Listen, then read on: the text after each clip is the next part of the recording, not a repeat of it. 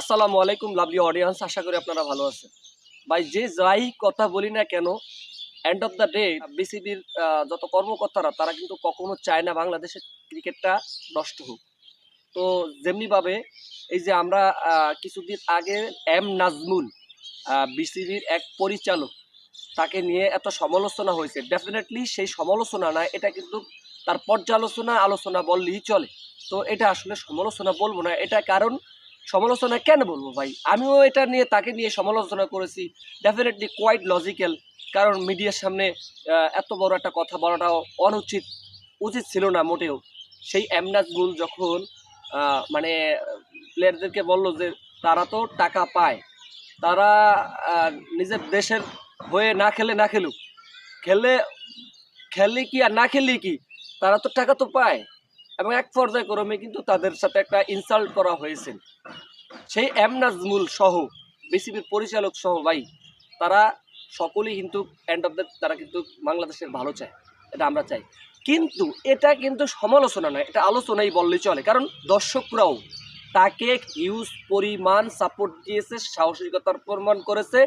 ইতিমধ্যে কখনো বিসিবির পরিচালকরা বলে নাই সেই নাজমুল ইসলাম পাপনের আমলে, সেই পূর্বের কথা, কিন্তু তার এই সাহসিকতা প্রমাণ করেছে। সে নাজমুলকে আসলে পদত্যাগ করছেন? অবশ্যই না। যতই ক্রিকেটাররা একত্ব পোষণ করুক, তাকে পদত্যাগ করবে না, যেহেতু ক্রিকেট ফ্যান্সরা আসলেই তাকেই ফলো করেন। এবং এটা নিয়ে অনেক সাংবাদিকরাও তার বিপরীত, তার এগেনস্টে ছিলেন। আসলে তার এগেনস্টে যা লাভ নেই, ভিউ ব্যবসা করে কোনো লাভ হইব না। ভিউ ব্যবসা করে তার ট্যাগলাইন লাগে কোনো লাভ হবে না। সুতরাং আপনারাও ঠিক হয়েছেন ভাই সাংবাদিকগণ। আসলে আমি ছোটোখাটো কন্টেন্ট ক্রিয়েটার, আর আমি কি বলবো। তো যাই হোক, আপকামিং টি-20 বিশ্বকাপ আসলে খেলা হবে কিনা সেটা নিয়ে মোটামুটি আমরা যখন কনফিউজ, তখন আসলে বাংলাদেশের ক্রিকেটাররা যে কী ঘোড়াটা আন্ডা করবে সেটাও আমরাও বেশ ভালো করে জানি। তার এগেনস্টে ছিল। আর বাংলাদেশের ক্রিকেটাররা কী করবে সেটা আসলেই জানা যায়। দেখেন, এই যে বিপিএল থেকে দেখেন কার কতটুকু আপনার পারফরমেন্স দেখেছেন।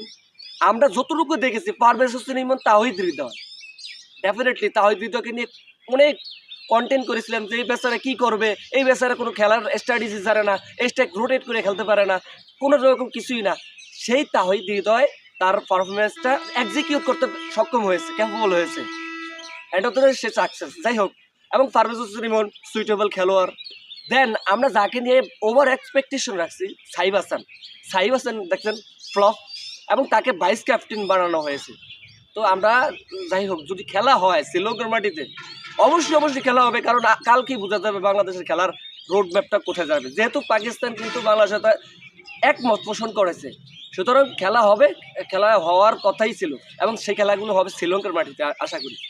সো আমি মনে করি অন্ততপক্ষে এই টি-20 বিশ্বকাপ যদি হয়, তাহলে সেই ক্ষেত্রে ডিজার্ভ করে Sabbir Rahman, after that deserve করে সৌম্য সরকারকে। আপনারা অবশ্যই ভুল করেছেন কিছু প্লেয়ারদেরকে ইনক্লুড করে। অবশ্যই সমালোচনা আলোচনা থাকবে।